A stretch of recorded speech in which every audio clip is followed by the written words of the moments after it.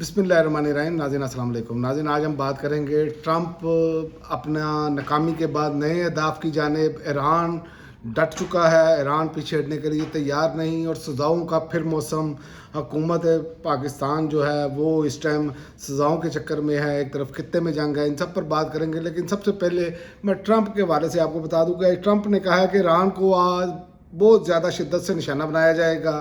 फ़ौज ने नए अहदाफ पर गौर कर रही है। ट्रंप सोशल मीडिया प्लेटफार्म जो है उस पर जारी किए गए बयान में अमेरिकी सदर ने ईरानी सदर के बयान का हवाला देते हुए कहा कि ईरान ने माफ़ी मांगी है और अपने मशरिक़ वस्ती के पड़ोसियों के सामने हथियार डाल दिए हैं, जबकि वादा किया है अब वो हमला नहीं करेगा।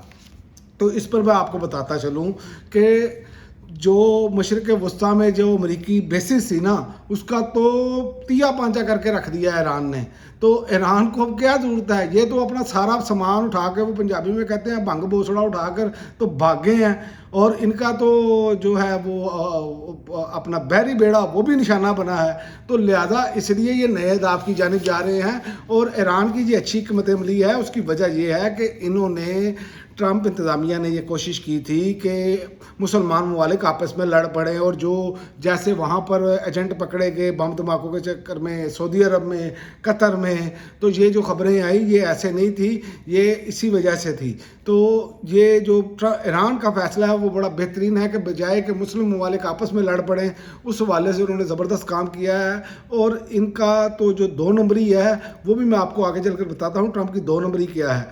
ईरानी सदर ने जो इसका जवाब दिया है, ईरानी सदर ने हमलों पर पड़ोसी खलीजी ममालिक से जो है वो ये कहा है कि हम मज़ीद हमले नहीं करेंगे, माफ़ी मांग लिया और मज़ीद हमले ना करने का ऐलान। क्योंकि ये अपना अमेरिका जो है, अमेरिका और इसराइल ये चाह रहा था कि सारे साथ इनके मिल जाएं, पैसा इनका लगे और हुकूमत ये करे। तो ये मामला तो ईरान ने एक मरतबा मैं आपको बताऊं कि ये ख़त्म कर दिया है। और ईरान इलाकाई सलामती को मजबूत बनाने में ताउन के लिए पड़ोसी ममालिक की तरफ हाथ बढ़ाता है। ये ईरानी सदर का जो बयान है ये बड़ा ज़बरदस्त बयान है।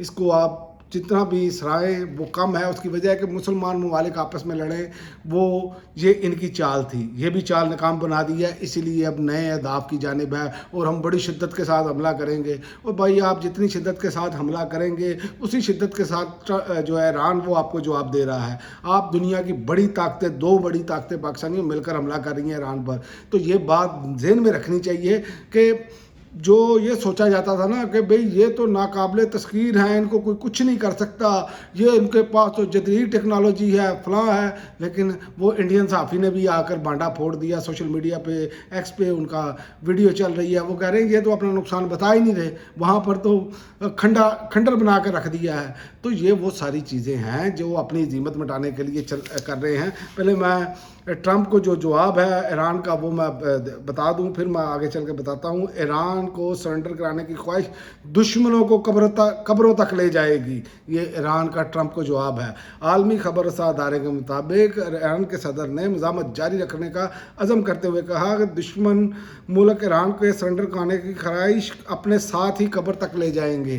तो वो तो किसी सूरत पीछे हटने के लिए तैयार नहीं। ईरान डट के खड़ा है। और इनकी दो नंबरी चेक करें, पाकिस्तान की तारीफ़ें ट्रंप की, हमारे वज़ीर आज़म की भी तारीफ़ें, हमारे जनाब फील्ड मार्शल साहब की भी तारीफ़ें, और भारत को रिलीव के आप रूस से सस्ता तेल खरीदें और दुनिया में बेचें। ये किस तरह का तरीकाकार है? तो ये ऐसे लग रहा है कि जैसे पाकिस्तान के हवाले से सिर्फ तारीफ़ों पर काम रखना है और अपने मकासद जो है वो किसी ना किसी तरीके से हमने पूरे करने हैं, या पाकिस्तान मुखालिफ जो लोग ममालिक हैं उनको इसका फ़ायदा पहुंचाना है। और अमेरिका ये करता चला आ रहा है।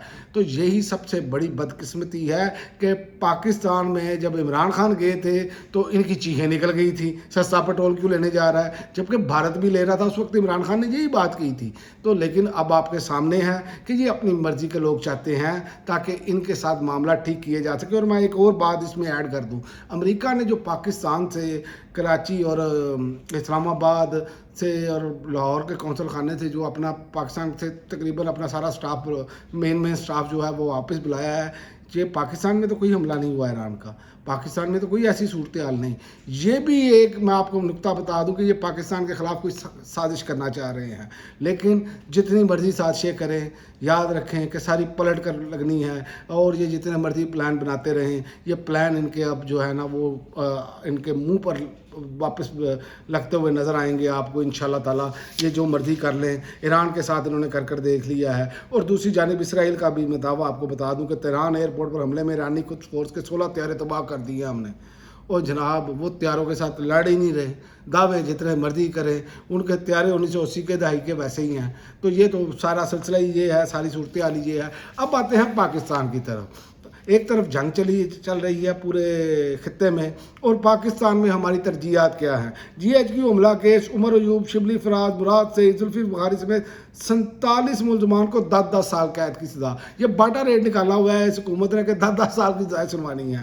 سزا پانے والے دیگر ملزمان میں زرتاج گل، احمد اظہر، شہباز گل، محمد احمد چٹھا، کنول جوزف و دیگر شامل ہیں. جائیدادیں ضبط کرنے کا حکم. تو یہ ہماری صورتحال ہے جہاں پہ ہمیں یکجہتی کا مظاہرہ، اور ہم تحریک انصاف سے یہ مطالبہ کرتے ہیں کہ جناب وہ ہمارے ساتھ آ کر بیٹھے. ایک تو ان کا مینڈیٹ آپ نے ضبط کیا ہوا ہے، ان کو ہر طرح سے دیوار کے ساتھ لگایا گیا ہے، لیکن آپ جو ہے یہ ایک طرف سزائیں دیتے جا رہے ہیں. تو یہ میں آپ کو بتا دوں جو تحریک انصاف میں مفاہمتی گروپ ہے نا، جو یہ سمجھتا ہے کہ یہ مفاہمت کے ذریعے، ان سے بات چیت کے ذریعے یہ عمران خان کی رہائی کروا سکتے ہیں، تو یہ آپ اپنے دماغ سے نکال دیں. یہ مذاکرات کے ذریعے نہیں. جب تک سڑکوں پر عوام پرامن طریقے سے نہیں آئے گی، یہ حکومت ایسے ہی کرے گی. اور اس پر جو رد عمل آیا ہے سزاؤں پر، اور پی ٹی آئی کا، انہوں نے کہا سیاسی انتقام کا یہ سلسلہ فوری طور پر بند کیا جائے. متعدد رہنماؤں کو غیر حاضری میں سزا سنائی گئی ہے. پاکستان کے عوام باشعور ہیں، وہ اس حقیقت سے بخوبی آگاہ ہیں کہ ملک میں جاری کارروائیاں دراصل سیاسی انجینئرنگ کا تسلسل ہے. تو یہ تو ان کی صورتحال ہے. اور دوسری جانب عوام کا کچومر نکالا جا رہا ہے. پیٹرول آپ کو پتہ ہے کہ 55 روپے لیٹر تقریباً انہوں نے بڑھا دیا ہے. وہ بھی یہ صورتحال ہے کہ آپ پمپس پہ جائیں اور دیکھیں وہاں پر 300 سے زیادہ کا پیٹرول نہیں ڈالا جا رہا. یہ کہہ رہے ہیں شارٹیج کوئی نہیں، اور شارٹیج ہے بھی کوئی نہیں. اور دوسرا یہ بیانیہ بنا رہے ہیں کہ ہم نے تو بہت کم بڑھایا ہے. پاکستان اس خطے میں سب سے مہنگا پیٹرول بیچنے والا ملک بن چکا ہے. اور دوسرا یہ جو عمران خان کے دور میں یہ درباری صحافی جو ہیں مائک پکڑ کر اچھل کر آتے تھے کہ یہ پیٹرول اتنے کا ہو گیا، اور کچھ سیاستدان جو ہے وہ سائیکلوں پر سفر کرتے تھے. یہ بھی میں آپ کو بتا دوں اب ان کی سائیکلیں کہاں گئی. اب وہ سائیکلیں کیوں نہیں نکال رہے؟ کیونکہ پیٹرول پاکستان کا اس خطے میں، آپ خطے میں مقابلہ کریں گے تو خطے میں آپ کا سب سے مہنگا ترین پیٹرول ہے. اور دوسری جانب آپ 300 روپے لیٹر، 300 روپے سے اوپر کا پیٹرول پمپوں سے لکھ کر لگایا ہوا ہے، نہیں ڈال کر دینا. تو یہ تو ان کی کارکردگی ہے. اور یہ کہہ رہے ہیں عمران خان کے دور میں پاکستانیوں $117 فی بیرل کے قریب جو ہے نا وہ عالمی مارکیٹ میں پیٹرول تھا. اور پاکستان میں سب سے زیادہ مہنگا پیٹرول 150 روپے میں عمران خان کے دور میں ہوا. ٹھیک ہے، اس میں لیوی ٹیکس صفر کر دیا گیا تھا، سیلز ٹیکسز فارغ کر دیے گئے تھے، اور عوام کو ریلیف دیا گیا تھا. اور جہاں پر اب تک کی صورتحال ہے وہ 90 سے تو اوپر نہیں گیا ڈالر فی بیرل جو ہے. تو آپ دیکھ لیں قیمتیں 350 سے اوپر جا چکی ہیں. اپنا 55 روپے لیٹر انہوں نے پیٹرول بڑھایا ہے. تو جو عمران خان کے ساتھ موازنہ کرتے تھے اب کیوں نہیں کر رہے؟ لہٰذا پاکستانیوں، یہ حکومت ووٹ کے ساتھ نہیں آئی. یہ حکومت پاکستان کی نیوں کو جو ہے وہ ایسے سمجھ رہی ہے جیسے کیڑے مکوڑے ہیں، اور جھوٹ پر ان کی ساری بنیادیں اس ٹائم قائم ہیں. اور مہنگائی کا طوفان آپ کو آنے والے دنوں میں، یہ جو پیٹرول کی قیمتیں بڑھی ہیں، اس کے بعد مہنگائی کا ایک بڑا طوفان مزید آئے گا. کرایوں میں بے شمار اضافہ ہو چکا ہے، اور اپنا ہوائی جہازوں کے بھی کرایوں میں اضافہ ہو چکا ہے. اور دوسرا جو ہے لوکل ٹرانسپورٹ، اس کے بھی کرایوں میں اضافہ ہو چکا ہے. اور یہ باقی بھی کسان بھی مارا گیا، اور باقی بھی جو غریب آدمی ہے وہ مارا گیا، جو بائک لے کر نکل جاتا تھا اپنی بچت کے لیے، کوئی ٹائم بچا لیتا تھا، اس سے بھی انہوں نے ختم کر دیا ہے. تو یہ حکومت جو ہے یہ جب تک رہے گی، یاد رکھیں کہ یہ پاکستانی عوام کا فائدہ نہیں ہونے دے گی. ان کا یہی حربہ ہے. اور دیکھ لیں آپ دوسری جانب خطے میں جنگ ہے، ہم نے کیا اس پر کوئی کوئی اپنی ترجیحات بنائی تھی؟ کیا ان کو نہیں معلوم تھا کہ امریکہ حملہ کرنے جا رہا ہے؟ اس حکومت نے کیا پالیسی بنائی؟ کچھ نہیں بنائی، بجائے اس کے کہ مہنگائی کا جو ہے طوفان اور عوام کو تن بتنوں والا کام، اور یہ کہتے ہیں جی IMF کا دباؤ تھا، یہ خبریں چلی ہیں۔ مجھے بتائیں IMF کو یہ نظر نہیں آیا بے شرموں کو کہ طیارے لیے گئے ہیں 10-11 ارب روپے کا جو طیارہ لیا گیا ہے وہ نظر نہیں آیا IMF کو؟ اگر وہ 10-11 ارب روپیہ لگا کر عوام کو ریلیف دے دیا جاتا تو کیا حرج تھا؟ لیکن یہاں ان کی ترجیحات بالکل یہ نہیں ہے۔ تو باقی آپ سمجھدار ہیں، جب تک یہ رہیں گے یہ اسی طرح ہی ہوگا۔ اب تک کے لیے ناظرین اتنا ہی، اگلی ویڈیو تک اجازت دیں۔